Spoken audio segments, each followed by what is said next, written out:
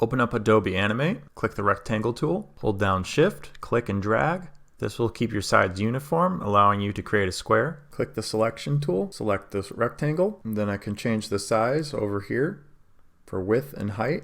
Set it to 500. Right click, copy the square, paste the square. You can easily align. Make sure you have object drawing mode on while you're creating these squares, because if they're the same color, they will become one object. Alright, all the squares are pasted in. That looks pretty good. You can change the color of all of them. You can give them a little stroke.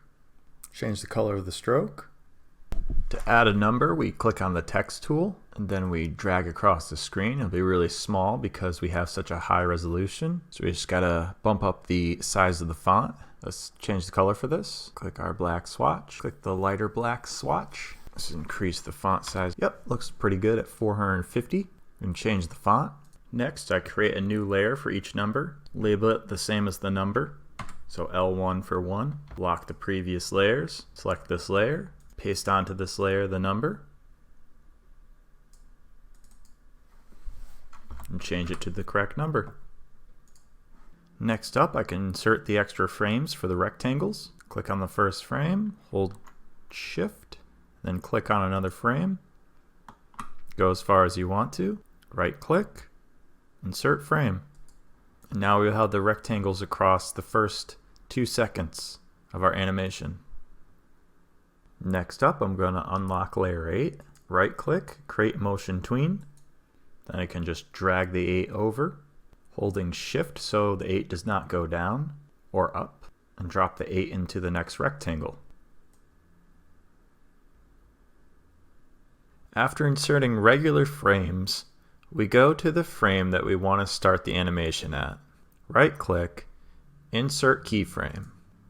Then we go to the frame where we want to end the animation at. Right click, insert keyframe. Then we right click in between the keyframes and click create classic tween. Then we click on the keyframe after our tween, unlock our object, select the object, hold Shift, and then drag it over. Now that animation is complete. And we move on to the next digit.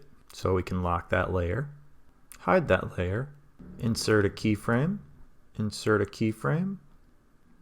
unlock our digit, click on our digit, hold Shift, and drag it over. Since we have an extra tween here, we can remove classic tween.